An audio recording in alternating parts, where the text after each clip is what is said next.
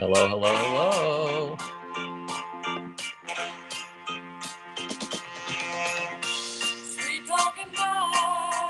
Welcome everybody at 2 p.m. PST.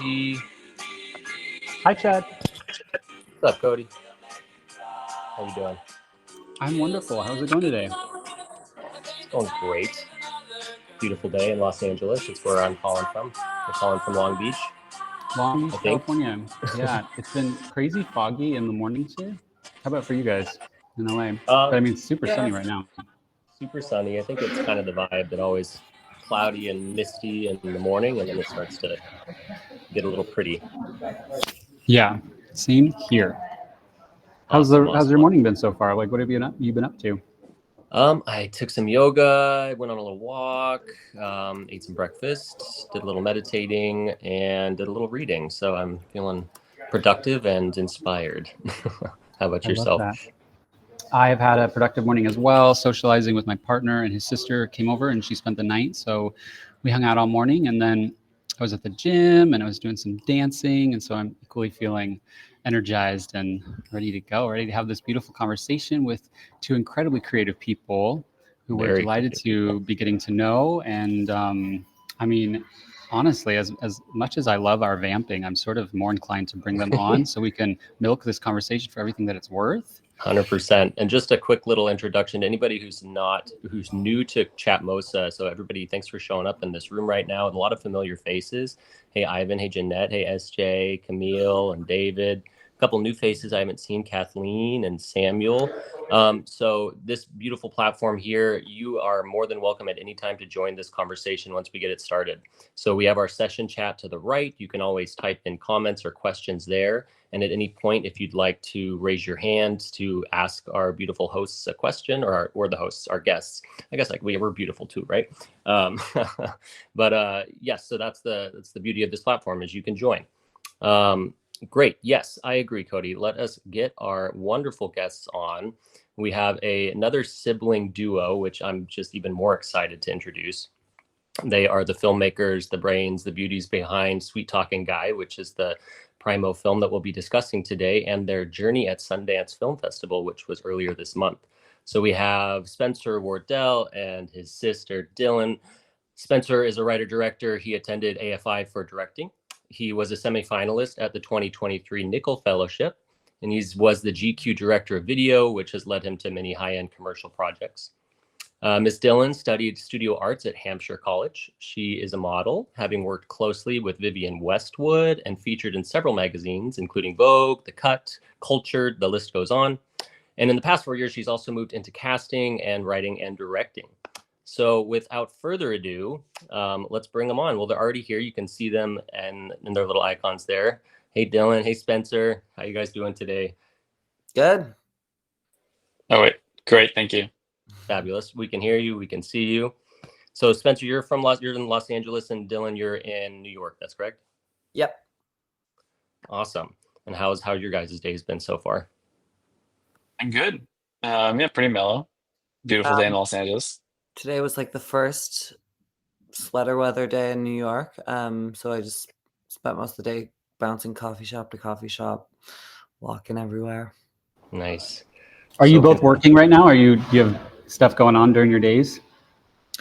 Yeah, I work as a model agent at an agency, and I'm currently casting a project for a company that is under NDA. Under NDA. Cool. But we won't ask any more questions about that. Yeah. And I optioned a feature and sold a second one towards the end of last year. So that has allowed me to transition from freelance, like shooting editing fashion videos and stuff, to full-time focusing on like narrative stories and ideally feature films. Fabulous. So so both of you, I know that you're new-ish. Well, I won't say that for sure. I'll let you speak for that, Dylan, but new-ish to film and writing and directing. Has this always been a passion for you or both of you?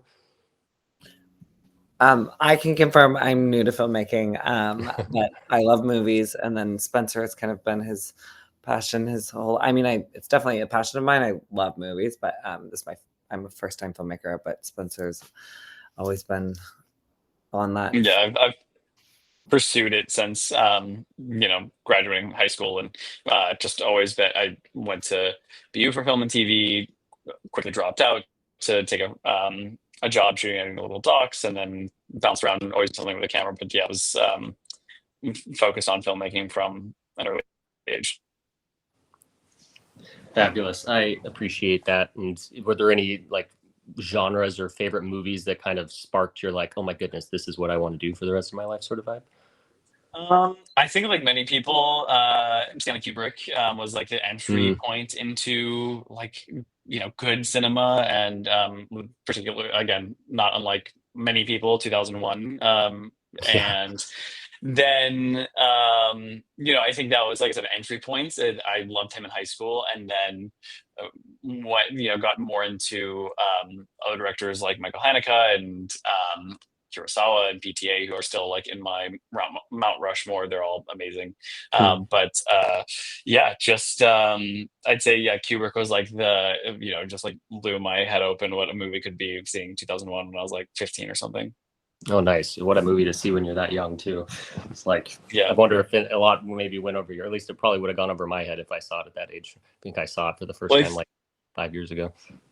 Well, I think that's why it drew me in, is because I rewatched it a ton, and I think I just liked a movie that felt it. I mean, it is an inaccessible film, especially to like a teenager, but I appreciated that it felt inaccessible to me. But there was more there if I like could put in the work and like grasp it. I think that is what attracted me to it, and still does. Definitely. I have a distinct memory trying to get through. IMDb has a list of like top 100 movies. And I remember doing that in high school, trying to get through it all. That was definitely formative for me. And then it's going to sound really silly, but Spencer, I don't know if you did this, I think you took AP Lit, but honestly, The Big Lebowski was a very important, like movie that we talked about a lot in my like AP Lit class in high school. And I don't know, it's a very silly answer, but no, it's not. I wish I would have had your AP Lit class.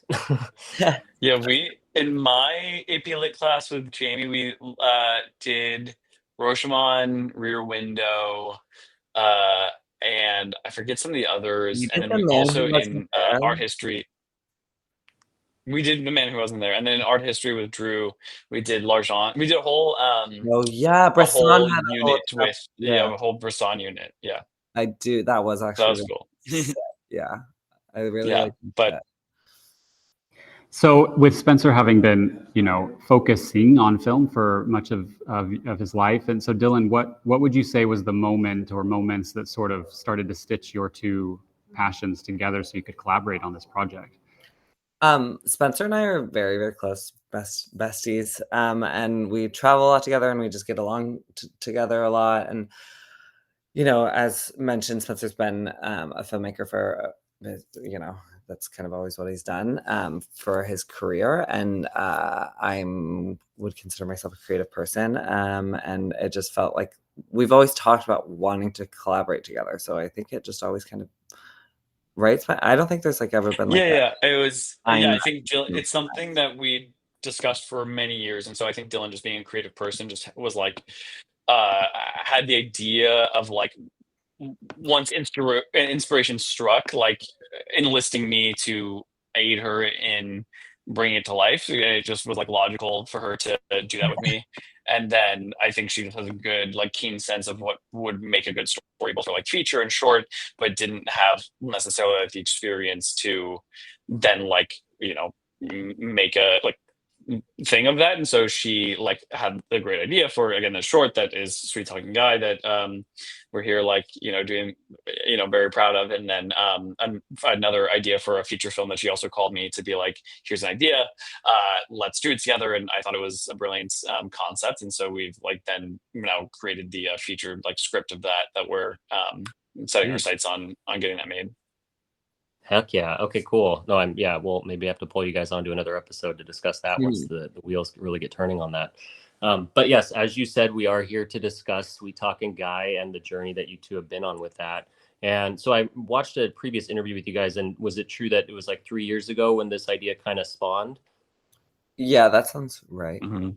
Um, Yeah. You're like, yes, simple yes.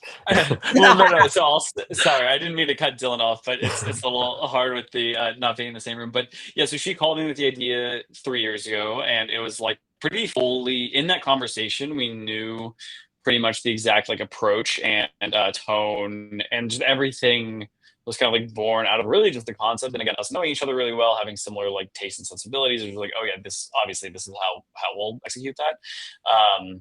And then we wrote it together, and then it like sat on my desktop for 2 years, and then it wasn't until I was like catching up with my friend April Chang, who was one of the producers, about a year ago, that I was like, hey, I have this like short idea, but I need help like actually getting it together, because Dylan and I were going to produce it ourselves, but we just kept kicking the can, like, oh, can you do it in 6 months? Yeah, I can do it in 6 months. And that would roll around, let's do it in 6 more months, like, and it was just never going to happen. And so it took April coming on to be like, okay, you guys are shooting it, you're making it for real, Memorial Day weekend. And I was like, okay, so I love that, the firm hand of a producer. We have a few producers in our chat room right now, Marcy Brown and Jeanette Volcherno, and they know that very well. They're like, yeah, to get stuff done, you need that person. So props to April. Yeah, I mean, we've seen the film. It's beautifully shot, beautifully directed, and it's a very concise story. And I just appreciate the through line of the monologue of the three men that you're on these dates with, Dylan. And I loved the simple, not simple, but the no dialogue acting from you, and just communicating solely through your eyes, and you told the proper story through it. So props to you for that. And have you bitten the acting bug? Is that intriguing to you to further explore that? It's not something I'm like shy away from. I used to model, as mentioned, pretty heavily when I was younger, and I've been approached with a few like auditions here and there, and it's definitely something that I am interested in, but I think I'm more have the bug for filmmaking, telling stories, making work with Spencer. Definitely. Yeah, you definitely know how to smize. I know that much. Well, cool. So, okay, so 3 years, then Memorial Day weekend. Where'd you guys shoot? we shot here in LA, and so yeah, as mentioned, Cool. Dylan lives in New York, so she came out here for that, and then me and the producers and everyone else like brought all the pieces together. And yeah, it was like 2.5 days.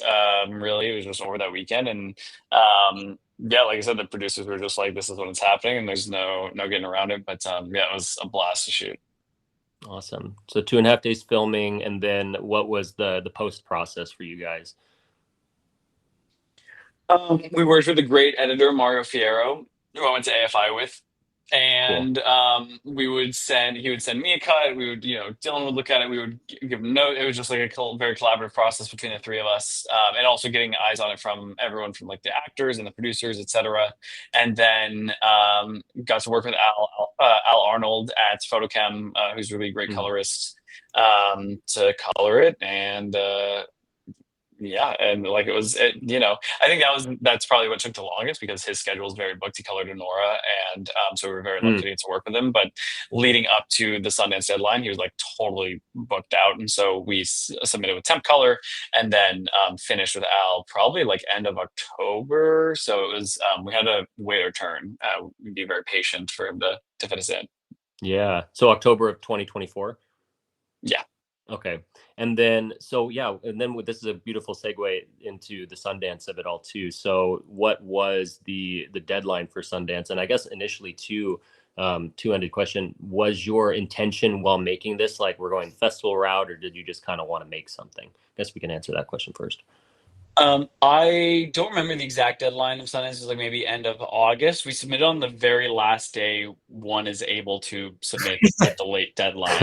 Because we were just trying to get the temp color done. We were trying to get like a temp audio. Like, we just wanted to put our best foot forward. And like, we had a cut already, like a picture log cut, but we wanted it, you can submit it with like in log and with like really rough sound, but I feel like it can't hurt to try and give it as much of a polish as you can before that deadline. And so we were really down to the wire. And in terms of like if Sundance, and then sorry to let you take it, but and yeah, you might have a different opinion, but I think anytime anyone makes anything, especially short film, and especially if you're, at AFI, we were told like that Sundance is like a discovery festival compared to something like Cannes, or it's more of like a master, it's like an international masters festival. And so I think anyone who's at this stage in their career, you really can't help but be like, I really hope I get into Sundance. Yeah.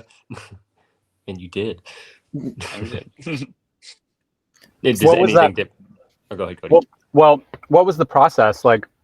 Because this audio is going to be posted on Groovy, and it'll be accessible to film students and aspiring filmmakers and young filmmakers. So, what would you say was sort of like? Do you have a beginner's guide to Sundance, sort of slimmed down? I mean, I am happy to talk about things that I think went in our favor. I'll toss it to Dylan because I've been talking a lot, but I will say, in terms of, I mean, we just submitted on Film Freeway, and like just blind submitted, so very like grateful, and a lot of luck is involved. That and we're just so thrilled that they took notice and programmed our film. But Dylan, do you want to say anything about the Sundance at all? Yeah, I definitely think a good pointer it would be to make sure that you pay attention to which festivals are on the Film Freeway. Oh God. Uh-oh. I missed the South by deadline because I had no idea that they are not on Film Freeway. I was refreshing it like every day to like be like, oh, I won't miss any festivals. But yeah, so do your due diligence and make sure that doesn't happen to you. Yeah, I didn't want to make you feel bad. I'm not upset by it, but if we're talking about like advice, that's something to pay attention to for people trying to get into festivals. But for Sundance specifically, while I was there, everyone says go with a feature, which we did, and I definitely think that's really good to do and important. We took a lot of meetings while we were there. That was really nice. I'd say go for the whole week. It was nice to be able to spend the first half. It was like lots of meeting people, very overwhelming, kind of back to back. And then the second half, we both got to finally watch movies, which cool. is what we wanted, And yeah, and for going back to like the just submission, and then happy to also go into like the actual like doing it once you're there and everything. But I think some things that worked in our advantage is the length, and a lot of films get in that are like 15 minutes long, or like the 10 to 15-minute range. But I think I've heard that it can't hurt, when making a short, it can't hurt to keep it like sort of snappy and punchy, and ours clocks in at like 4 minutes and 40 seconds. And we felt that, and have it take as long as it needs to tell your story, but we didn't feel that, we really were like cautious of not having it sort of overstay its welcome. We wanted it to be like exactly as long as it needed to be. And so I think, for us, what worked, and again, there are plenty of shorts that are 15 minutes long, but I think it was very advantageous for us to have our short be quite short. And I think also the other thing, and everyone will say this, is I think it's really important. I don't know, just to the best that you can. Like, and I'll speak candidly, I guess, because it's a lot of filmmakers and everything, but I just feel very lucky to have worked with such great cast and actors, Dylan included, present company included, that I think, I've seen a lot of like glossy, flashy shorts that are really beautiful, shot on great equipment, have a really talented DP, and like look so professional. But I do, and I don't know who's to say what the programmers like look out for, kind of prioritize, but I've seen a lot of, it is hard. It's hard to get a believable, like cinematic kind of movie performance that doesn't take you out of it when your work, and it depends on who you have access to, et cetera. But I just again, go back to like how grateful I am that we got the actors that we did. They are just so talented. They're so committed. And I think that really just helps, because I think it can take one out of a short, with limited, resources, etc. But again, luckily, a lot of just like I called in a lot of favors, and everyone we did get to act were just like, on any budget, any scale, I would have been happy to work with them. But I think that having them just be so spectacular really was like huge. Yeah, no, I relate to that 100%. I mean, the chemistry was there between all of you, and so pulled in favors. So these were all blind casts, or were these people that you knew in some regard? I mean, they're all friends. I mean, well, Dylan is my sister, and was co-writer Of of course. for short, so she was locked in. And then Pierce Abernathy, he this is actually his debut film, but I've known him since we went to Boston University together, so for about like 13 years or something, and he has a lot of experience in front of the camera, and um, I figured he would be comfortable, and he really like knocked it out of the park. And then Daniel Olson and Jimmy Fails are actors that I've known from around LA who I wanted to work with for some time and just really admire their work, and just about those like relationships and connections and everything. And Jimmy I met like playing pool in LA, and he is in like one of my favorite Sundance films. One of my favorite films of that year is Last Black Man in San Francisco. He's so talented. And then Daniel Olson I met on an AFI set, and he's just been crushing as well lately, and he's like a great writer as well. And yeah, again, we've stayed in touch, just getting coffee and stuff over the years and telling each other our story ideas. And I asked him if he'd want to be in this again after it was like written many years ago. And same with Jimmy. I think they kind of thought it was never going to happen. And so once I hit them back up, I was glad that they were still committed. But yeah, it's just, they're friends that I've made over the years, and who are incredibly talented. So again, I feel very lucky. Cool. No, yeah, you guys should. I mean, it's very appreciated to hear that. And yeah, these are connections that you'll have eternally. And I'm assuming that y'all might all work together again too at some point. So that's great. Cool. So regards to just a little bit more on the submission for Sundance. So you were submitted on Film Freeway, and then you didn't submit like the final cut, it seems. When did you hear back from them, I guess? And then what was kind of the process before you knew that, like, okay, we're premiering on February 1st or something?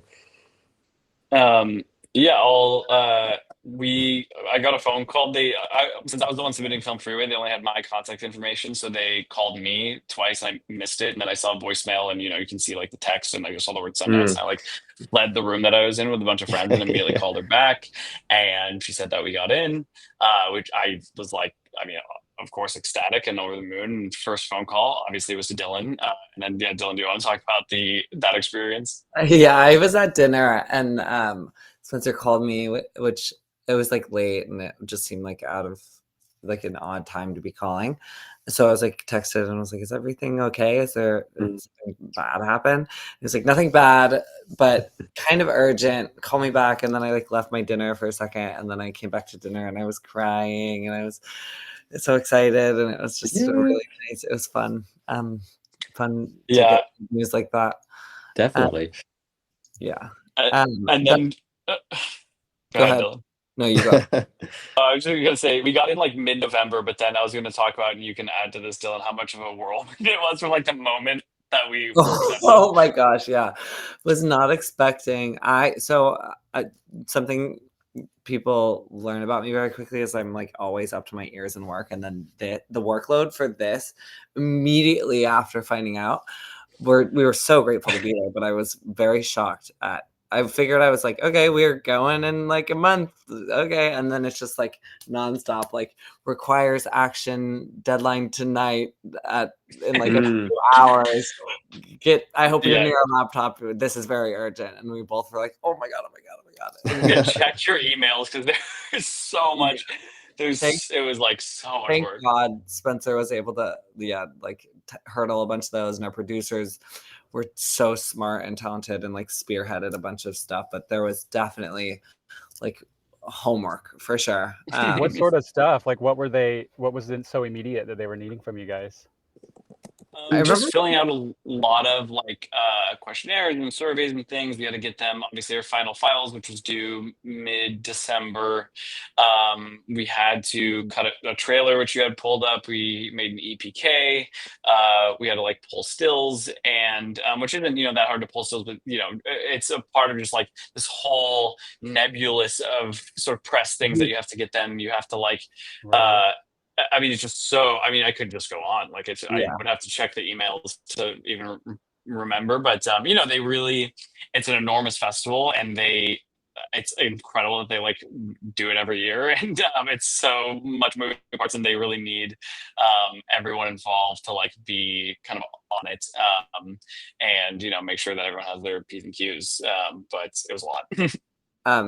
You had also asked about, this is kind of a non sequitur, but you had also asked about like the actual file that we submitted, and it was actually really funny. Also, we had to do a lot of last minute. Well, I remember the poster was very like within like a couple of days. I get my amazing friend Ben Evans is a spectacular artist, and we like were kind of white knuckled to get a poster from him, and really had to hit him up and like get that pretty quickly, which we could have prepared a little bit more for, but I mean we didn't expect for we didn't even know what festivals we would get into or when the timelines of anything would be, and it was a very quick turnaround with that. And then the other thing that was like really kind of crazy was, so we had submitted an original version that had the song Sweet Talking Guy by the Chiffons at the end of the short, and then I think it ended up being kind of a happy accident. So we had originally tried to get, correct me if I'm wrong, Spencer, the rights to that song, but there's like a bunch of different shareholders, and it was like really hard, but we were just kind of loosely doing that in the background before even hearing about Sundance. It was very difficult, and then once we found out about Sundance, they needed the like final file to be playing, and we didn't have the rights to the song, so we switched it, and we needed it. We had found the song and decided on a song Friday night, and we needed to submit it on Monday. And so everyone was going to, it was a holiday weekend too. Everyone was like going to close their offices. I was like emailing. So we decided on Seth Bogart's Lover's Lane from Hunks and His Punks. I was emailing the music agent. I was like trying to figure out all the strings, who follows him, who he follows of my friends, and DMing them like, do you know any contact, like my friends who work in music, like, can I get their agents' contacts? I emailed like every label he's ever been signed to, was like, how do I, and we were able to get the rights to the song, like makeshift over a holiday weekend at like 10 p.m. It was like, God bless his agents as well and label.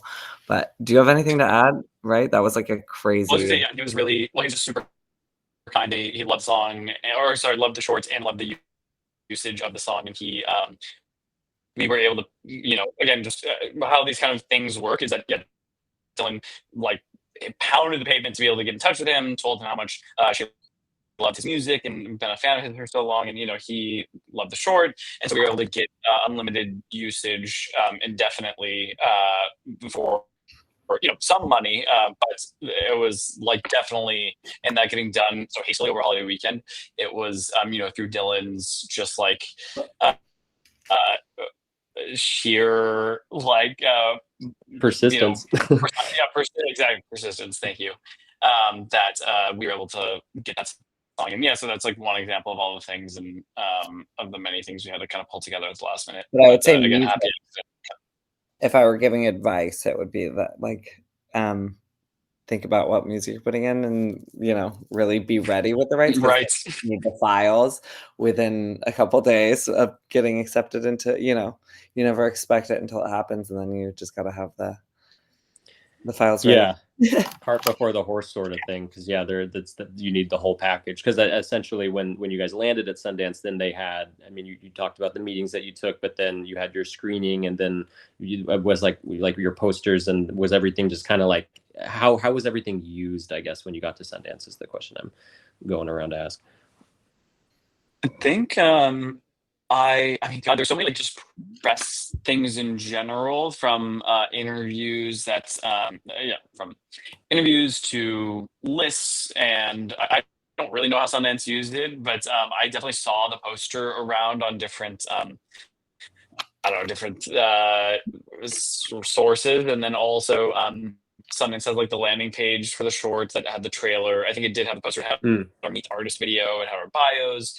So all things we had to include. And then I don't know what an EPK and electronic press kit does, but I've had like 10 people ask me for it since we like made it, and my girlfriend frantically made it over the course of like an hour, because it was one of those things that was like, we need this immediately. And so we got it out to Sundance, and then have sent it out to like countless other people, which I don't even know how that's being like. It's usually like the special features on the DVD will have all the EPK stuff, but it's like, nowadays it's like, just note to self too, like always get those behind the scenes, interviews and photos and everything, just so you have everything at least ready to put into a file, because it is totally. Yeah, social media, especially nowadays too. I'm sure that that's super important to have, because I didn't look at like the Sundance Instagram or the Sundance social media, but perhaps they were plugging all of your information onto that. Oh yeah. Yeah, that definitely spread around with that. And then also a lot of programmers have hit us up since then, and they ask for, amongst other things, the EPK. And that's so nice to have, because then it doesn't just give, they want to like promote our short, promote the festival like in any way. They just have like the bio, the log line, the poster, the VTS, like they Press have too. everything that they might need. Impress, yeah. Impressed, cool. Wow, I mean, yeah, just this conversation feels like a whirlwind. So I can only imagine that like your guys' journey has been a whirlwind with it too. But I would love to. I mean, we'll take a breath first, because I mean, yeah, we're halfway through this conversation and we're killing it. But talk us through just like day one landing at Sundance, and then like you said, you guys were there for the whole week, and you briefly mentioned, like started to talk about it, Dylan, like first half was the meetings, and then you kind of got to enjoy the experience. But kind of, if you don't mind, just kind of dive into what, I guess, the business aspect of it first. Like, how did you guys just kind of move through that week? So anyway, go ahead. I have like the worst memory. I feel like I shouldn't start Okay. this. Well, while you think about that, I'll just tell a bit of an anecdote, and also just emphasize something Dylan already said about just going with the feature ready when you have a short play. And I think that I can't imagine how frustrating it would have been to not have that feature script ready. So after Dylan had this idea for the short, but long before we produced the short, she had an idea for a feature film. Unfortunately, not the most strategic, but they're not related even totally, story-wise, like nothing. But we hoped at the very least people would be interested enough in short to just want to know what else we have, and like read the feature, and it would speak for itself, even if they're not. So it's maybe not the most strategic, but it's what ended up happening. But so I'd like had this idea, or Dylan had this idea, and we'd been like kicking around back and forth for a while, and I didn't have a draft yet, and once we got in, that's the other thing, is I was like, okay, I have 6 weeks now to have a good draft on this. I cannot show up empty-handed, or we cannot show up empty-handed. And so finished the first draft on Christmas Eve, sent it off to Dylan, flew to Korea the next day to be with my girlfriend and her family out there. But then Dylan read it, she gave me feedback and notes, and then I finished my second draft as we were driving to Park City. I'm like in the passenger seat, cranking it out, 2 hours away from Park City. Send it to Dylan, who's about to board a plane. She reads it, gives me more feedback. Literally, we, like, tweak we tweak it a little while we're at Sundance, like talk about it more in person, which was great, because we were just kind of kicking it back and forth on like emails and phone calls and stuff. But it was really, I think that was the most important thing. So you're asking about the business side of it and like setting up meetings and everything, but all those mean nothing if you don't have a feature script. I assume that most people that go there with a short want to make a feature film, either of the short or just like period. And so that came priority number one to me. Is I put all my time after we got in, other than the responding to some of these emails, to writing that script. That was like just so crucial. Dan, I hope I say this last name right. Dan Roeder had a question. What was the experience of acting or interacting with viewers after the premiere? I'm gonna take that. I don't know if you have more to say. Last comment. Okay. No, go ahead. I think it was really interesting because I obviously acted in it, and so I like very much wanted to have we were approached by a few different producers like immediately after, but then a lot of people were very kindly saying nice words, but I was like really trying to like chat with this producer who kind of beelined to me, and it was honestly such an overwhelming experience, but it was really nice. But I was very much like within seconds of the premiere like asked to give a log line of our feature. And I was a little bit like, oh my God, I don't know how to do, as people were very kindly saying like very nice things, but like strangers. And I was a little bit like, oh, I wish people didn't even know what I looked like, because I was like a little bit like, felt like I wanted to hide a little. So I guess just on like an interpersonal level, it was like a very unique and strange experience. We got to premiere at the Egyptian, which was historic and Nice. incredible. Yeah. And Yeah, so was yeah. go ahead, Spencer. Oh no, no. I mean, I was just gonna say it was very positive interact, and it was very overwhelming. So kind of just seconding what Dylan said, really. But go ahead, Jen. Yeah. And so did you premiered with, was it like with a block of short films, or were you, I saw you nodding. Yeah, it was a block of shorts. So it was, yeah, very fun evening. It was Saturday night, 9 p.m. Yeah, the historic Egyptian was such a cool experience. I got to know the filmmakers in our block leading up to that. And so celebrate with them after. They're all so wonderful and talented. And we played second to last in the block, which was, I was just like, exciting. I don't know, that just Yeah. nerve-wracking for I sure. definitely had a drink or two. I was like, oh my God. I was sweating. I can imagine, yeah, because you're just like, yeah, the anticipation of like, okay, it's not this one, it's the next one. Okay, it's the one after this one. That's fabulous. Okay, so then fabulous, premiered, celebrated, and then so in terms of the meetings, was that just with like the producers that you met afterward? You were like, hey, we loved your film, we'd love to chat, let's go grab a coffee or something the next day, or was this all previously scheduled stuff, or how'd that work? I think it makes both.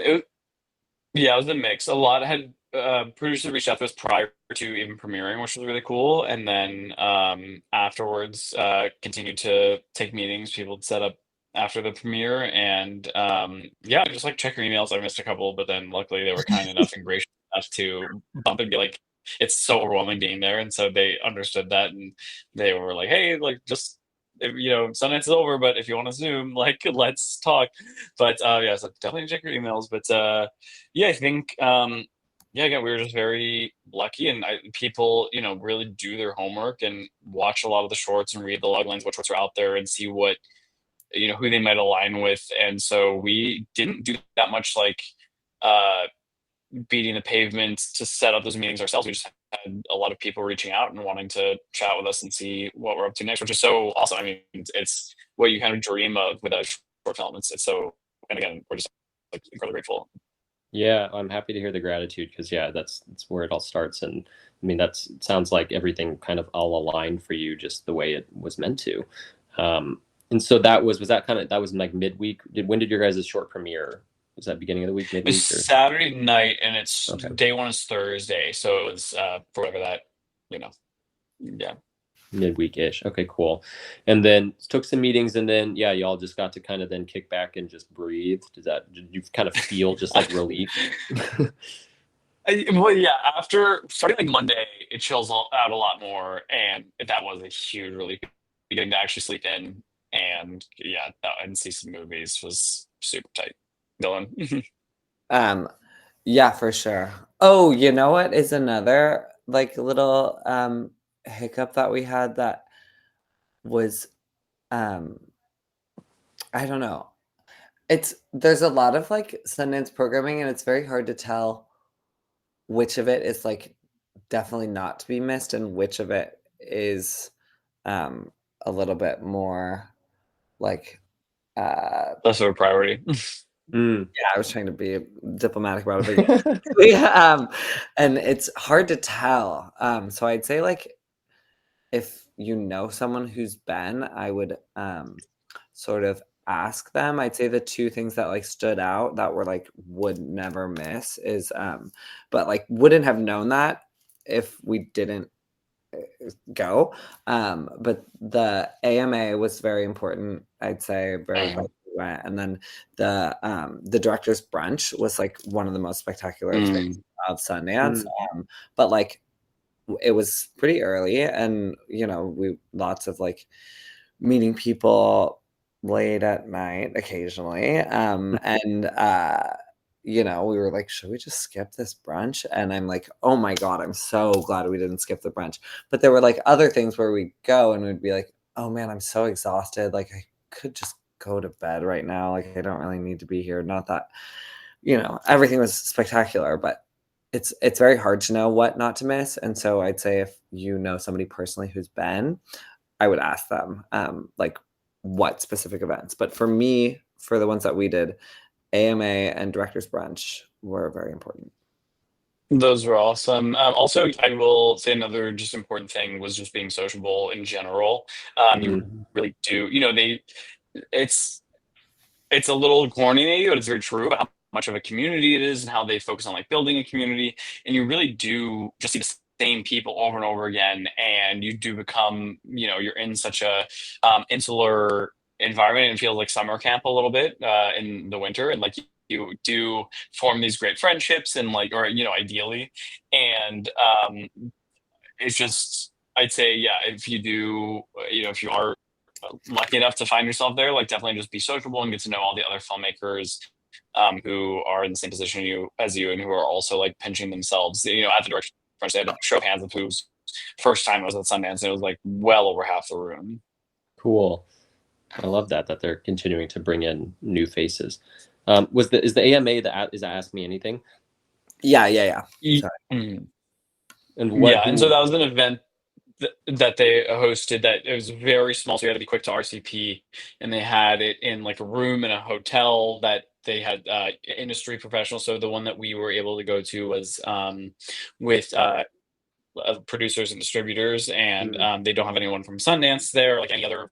It's like off the record. It's very candid, and then it's in a little semicircle where it's 4 of them and maybe 20 filmmakers who are just able to ask them candid questions. And that was awesome. There were 3 of those, and we were only able to make it to 1 of those. But there's another one with agents, and then a third one, I forget with who. But that was a cool. But yeah, point being, there are like lots of cool. Just try to go to as many talks and events and things as you can, which is why we were pretty booked from like 8 a.m. especially the first week, from 8 a.m. to like 2 a.m. just with events and meetings, and you do want to party a little bit, and yeah.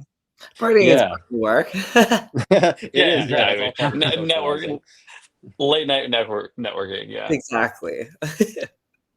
I mean, yeah, it feels like, because I've never been to a film festival yet, but for so many years too, I was just confused at the idea of a film festival and then like versus a music festival or versus like Comic-Con or just any of those things. But I feel like, I can't speak for it because I haven't been, but it makes sense that it's the same sort of vibe, but just in the film community where they're premiering, but then it's the networking, it's the whole package. And so I appreciate to hear that you guys took as big advantage as you guys could while you were there.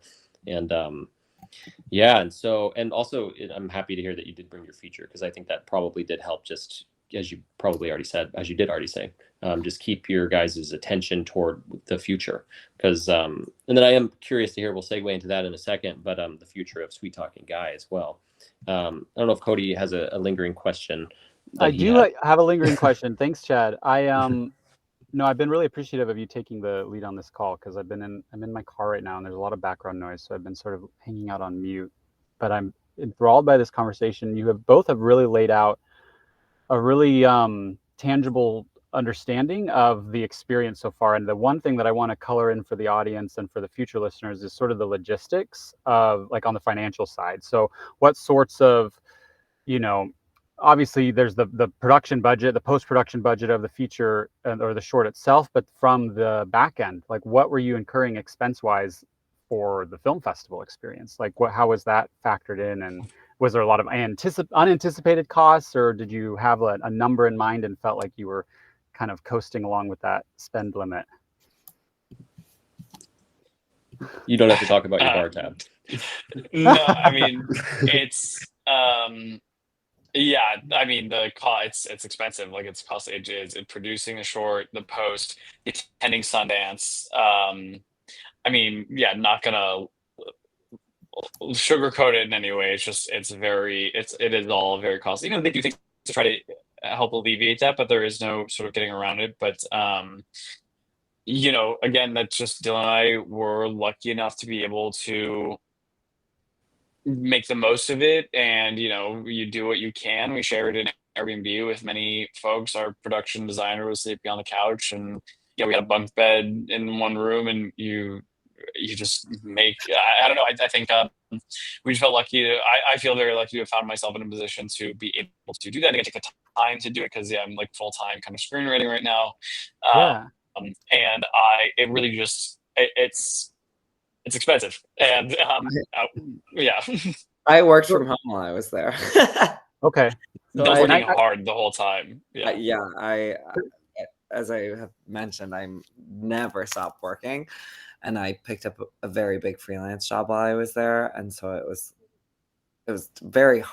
made the whole experience even harder than it already was. But I never, it made it also a lot easier in a lot of ways, where certain expenses that would come up, I'd be like, well, I'm making money this week while I'm here. But it was definitely, it's definitely an expensive trip. But I kept thinking of it like I spent money on a tuition, and that is an idea of possibly making it in return. Yeah, Yeah, it's like an it's just investment. like exactly, precisely. Yeah, it's just an investment, and so you can't justify that to like at a certain point. And again, this is like very, very lucky to be able to do this, and maybe this is not good financial advice, but it's maybe smarter to like budget really diligently. But there's just so much on our plate that I kind of had to just stop thinking about it after a while and just accepted that, okay, this is damn expensive, and I'm just going to dig deep into all of my savings and break all of the piggy banks to do this. Yeah. But that's just how it is. Well, that's Well, beautiful. that's That's basically all I wanted to know, because there's a sort of blanket maybe unawareness around this, especially for people who haven't been to a film festival and aren't. I mean, if they're really shooting for the moon, it would be helpful, just to have an understanding that, okay, this is an additional cost that I need to be aware of, especially to have prepared, so that when I get that email, that I can actually say yes, and that I don't have to scramble or panic. So I appreciate that. I appreciate your guys' honesty there. Absolutely. And you can claim all of this on your taxes this year as well. Thank God. Yeah, I will definitely be doing that. Awesome, guys. So segueing into just the future Sweet Talking Guy, I did have one question in regards to the initial cut. So you like beautiful, concise, short film, 4 minutes, 40 seconds. Was there a longer version that you guys had been brewing before you came to this cut? We talked about an episodic a long time ago. I don't know if you remember that. Yeah, we did. But it was quite different, though. It wasn't really. But I mean, not really. The script had to be, because of the nature of it, of them sort of like having this monologue and stepping over each other's lines, etc. It had to be really like dialed in. In terms of, especially where one person's lines began and ended, and the next began and ended. Dylan had the suggestion. There were like a couple of moments that we removed sort of the middle of when people were speaking, but we lost maybe total runtime like a few, like maybe 10 seconds or something. So it was pretty. We had so much time with the script, and also again had to be pretty precise that the cutting really happened when we were writing. That I thought was maybe a little, or actually Dylan was much more like judicious about cutting lines that were not authentic to her experience or redundant or like, so she definitely added to like the snappy nature of it. But that was all in the writing phases, that she was just like, this can go, that can go. So kind of just keeping it to the bare essentials to like get the story across. Yeah, and it definitely did. So now that it has screened and I'm assuming, based on just the question that Dan asked, thanks for that question, Dan. It sounded like the reception was positive, and based on the meetings that you guys took too, has that inspired any sort of future thoughts for this story? It's okay if it's no. No, I mean, well, kind of, but Dylan, go ahead. I mean, I think everything lends itself to each other, and every experience moves, and like we've been talking about, sort of making something in this vein, and we have a few like hands and pots in different places, but I think right now we're both pretty full steam ahead on the feature we have written, which explores like somewhat similar themes in a way, but it's tonally it's a heightened stakes family drama. Cool. So it's pretty different. But yeah, I think that we can do multiple things at once, and we've been talking about the ways. As you've been mentioning all hour that you have it all. Yeah. Yeah, and there's two of us, so that helps us get things done. But yeah, and so going off that, we didn't have any like ambitions to make this into a feature. I happy that it went that way, because sometimes it can be very hard to turn a feature into a short unless you're just creating like a a snippet or something, like a proof of concept, but to like boil everything down. But we have gotten that question a lot. I think I think Dylan and I are discussing now, like as we're trying to get this more dramatic film off the ground, still keeping like momentum and still writing and everything. And so we have been discussing making something that's not an exact adaptation, but is a sort of lighter anti-romantic comedy about Dylan's dating experiences in New York and that sort of thing. And just but that's still in the early like discussion phases, but we do expect to have a feature script out of that sometime this year. But for right now, as Dylan mentioned, our focus is one that we have just completed, and this other one is just in like ideation phase. But we're excited about this one that we have a draft we're happy with. So awesome. I'm excited for you guys too. I'm excited to hear what whenever the NDA of your guys' own privacy will allow us to see it. Yeah, can we have anything? Do you have a log line prepared for that story, or is that still sort of evolving? For the feature, yeah, Dylan can. We can. Dylan, do you want to go ahead and? I can say it.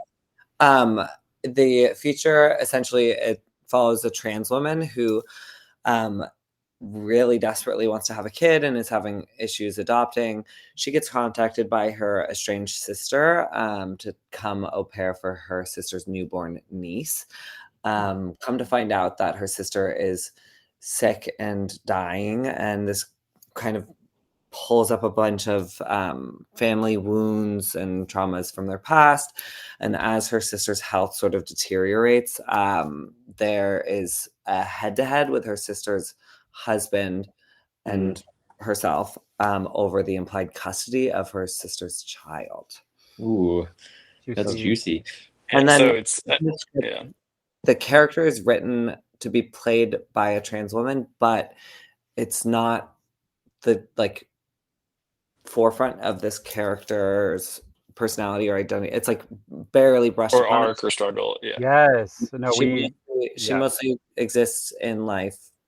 Like we want to cast somebody very like cis-passing ideally, and this character exists in life without it being like brought up in her day-to-day interactions, and more so in subtle ways, and that it might be hard to adopt, just more of a woman's story in general. Fantastic. That is fantastic. I appreciate that angle. Well, cool. Yeah, we'll at least Cody and I will keep our eyes and ears open for that, and I'm sure everybody here as well will too. Sweet Talking Guy, is that going to be available anywhere for like YouTube or Vimeo for anywhere for anyone to stream in anytime soon? Yeah, I think we can share this, but maybe I don't know. Maybe we have. I know. I just thought about that. I like, but they didn't say. But we have an. Okay, I feel like they explicitly would have said to not say anything. But all right, we'll keep it between this room and anyone. But Nowness is going to be doing premiere. Awesome.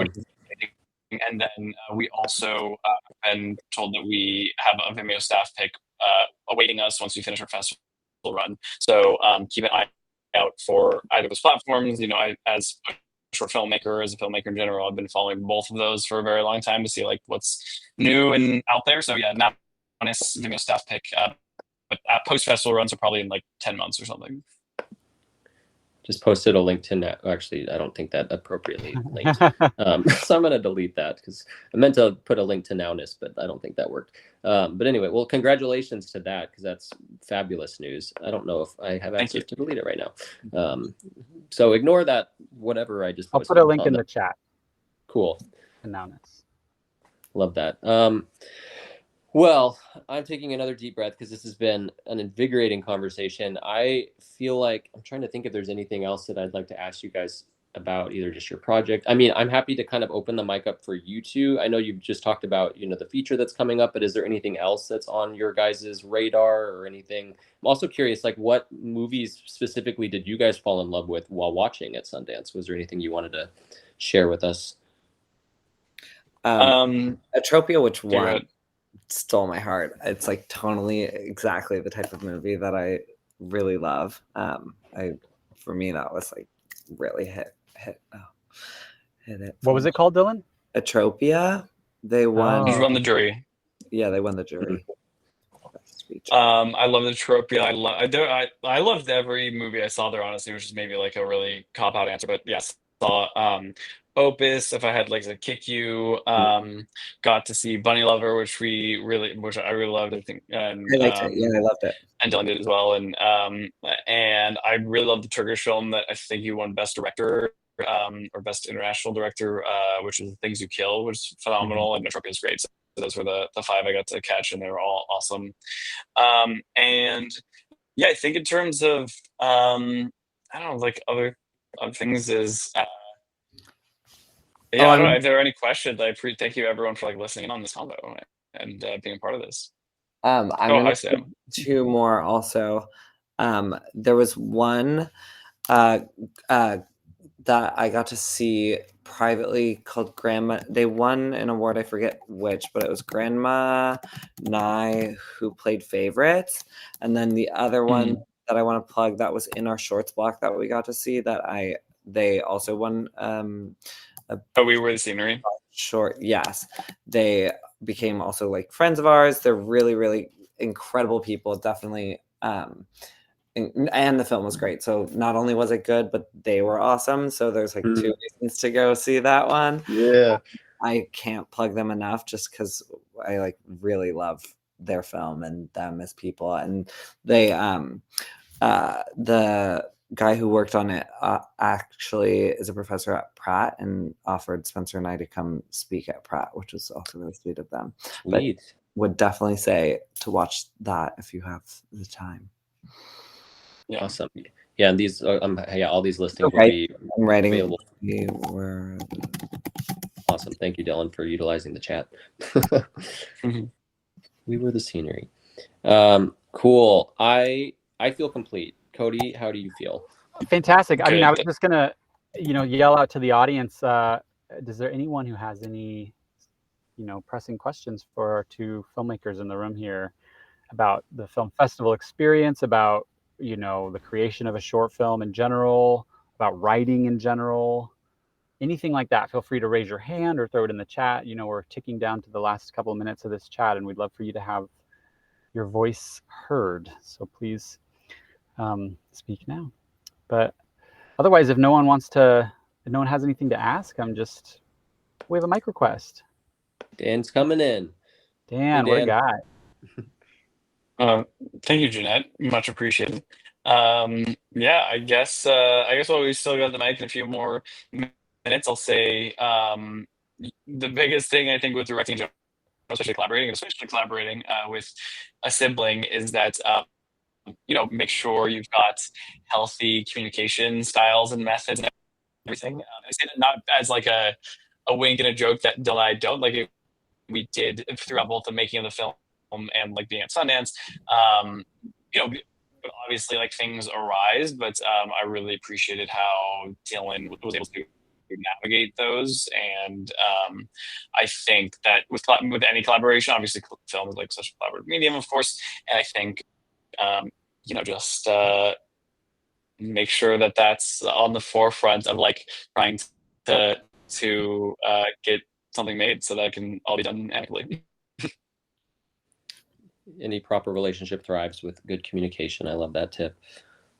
Dan has his hand raised, I think. Yeah, go ahead, unmute yourself, Dan. You are free to speak. I can't quite hear you. Let me. Muted, Dan. Yep, that happens. There he is. All right. Hey, this was fascinating, and I'm just curious because I'm just kind of getting back into the film industry after like a decade away, and I'm just curious about like some of your earlier works and like what got you started and what got you excited and to the point where this became like full time. I'm just curious about that. Man, I think for me it's been I don't know. I mean, it's very maybe cliche, like an obvious answer. The first thing that comes to mind is watching a ton of films. I mean, I've always been, just a huge cinephile, and I think whenever I feel stuck, I try to watch more. And I, there are times when I'm not ready. I tell myself, okay, well, if I'm not going to be doing any like outputs, or I want to be doing as much input as possible. So reading a lot about films, and then watching a ton of films and reading scripts, and just like consuming. And I think you sort of are what you eat in terms of like, I try to watch movies that really do inspire me, and sometimes I'm surprised by what that is, and then sort of follow threads of like genres or filmmakers. Okay, if I'm into this filmmaker, this person was inspired by this person, let me like follow that thread. And there were periods of times where I'm watching some of the best periods of times where I'm watching like 10 to a dozen films a week, and it was like my favorite thing ever. Yeah, I would second just consuming a lot of media. And then I think, like, I live in New York, so it's really easy to meet people. I think everything lends itself to each other in such a beautiful way. I also, this is going to sound crazy, but I also work as a bartender on top of all my other jobs. I can't have weekends to myself. I just need to always do something. And even that, I met like a producer the other day while I was bartending, and she saw that I had a Sundance jacket. They give you a jacket when you're a director. And we started talking, and she was like, "Oh, I'm a producer, da da." And I just think like getting out there, meeting people, being yourself, self-promotion, as much as it's annoying, it's important. And I don't know, getting to know the right people. What helped push? You had a question. Yeah, great question from Camille. What helped you push to complete this, especially if there were times when things just didn't look like you would complete it?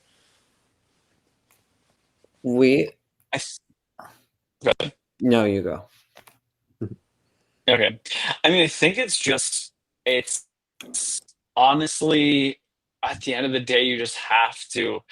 And it's like, it's something, I've been out in LA for 9 years and been working at this, like I said, for basically my whole life. And I think about completing scripts, without completing short films, it's very easy and frustrating, and to kind of stagnate. And that, I don't know, I think just reminding myself that that Universal, we have agency in many ways. Like, once you complete things, you are giving yourself agency. Okay, like try to push that boulder up the hill a little bit more. And even if it doesn't, go to Sundance, I've made plenty of shorts that obviously have not.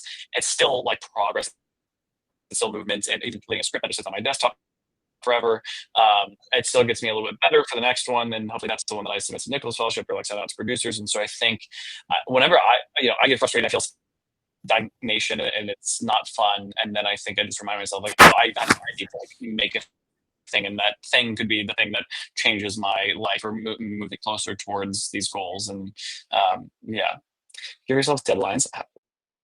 How did you work around it? Well, I don't know if Dylan wanted to speak to the previous question. I'm happy to jump into this one. Did you give yourself deadlines, Hody? Or the previous one, either one.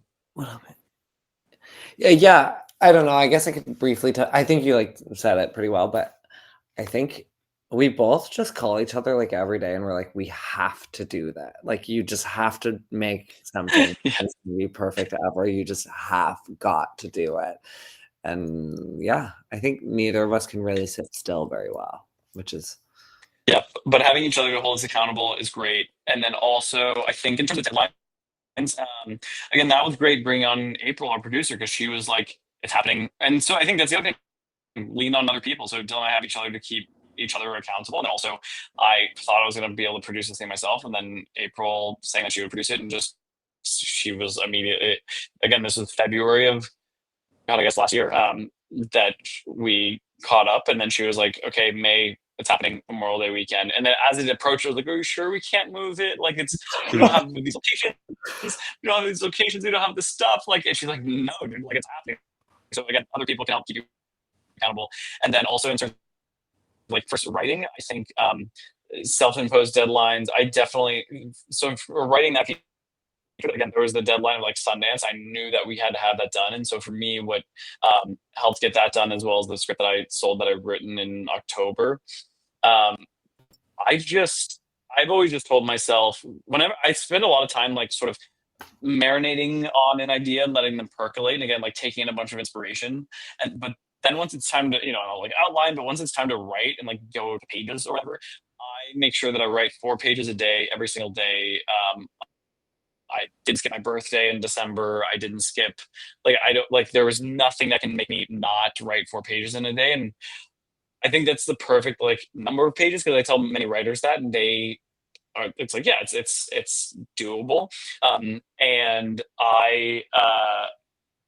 but I think what's less doable, or seems less doable, is the consistency and not ever making an excuse to take a day off. Because I think once you break that seal, you're in for a lot of trouble. So I think no matter what, try to not break that seal. And again, I'm very fortunate to be in a position where I can make that my full-time jobs. And sometimes those 4 pages a day would be done at 10 a.m. and sometimes that would be done at like 8 p.m. And so I think it's just like really having other people hold you accountable, and holding yourself a little bit accountable. Yeah. And yeah, I do. Yeah, pretty much that. I didn't directly write the feature that we have, even though it's sort of we've been doing it together, but Spencer does the physical writing.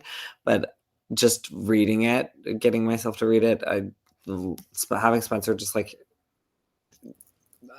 on me like every day is really helpful and good. And even other things like having to fill out interview questions or like all these little things, it's like so helpful to have somebody just like, hey. And I assume, I don't know if I'm helpful doing that to you, but I definitely do it back when I'm like, Spencer. And I think it's so good. I can't imagine doing things solo. Mm-hmm. Love that. And have fun as well. The work is there, but have fun. Yeah. Thank you for those questions, Camille. Yeah. And to you, Dan, for speaking up as well. And thank you for your answers, Dylan and Spencer. Very wise, very excited to continue to see where both your careers continue to take off, and just to continue to see your projects on many more platforms as we all just start to keep living this beautiful life that we have. Thank you. Great. Thank you so much. Thank you for having us. And thank you everyone for listening and for your questions. It's much appreciated. Yeah, thank you everyone for being here. It's very appreciated. Very much appreciated. Yes, so enjoy your days. This will be posted on Groovy, and then soon-ish, these will be posted on other streaming platforms as well, like iTunes and Spotify and everything as well. So you'll get to hear the Sweet Talking Guy story on many platforms coming soon to you. Awesome. Thank you Awesome. both. Thanks so much, everybody. Have a wonderful rest of your week. Bye, guys. Bye. Bye.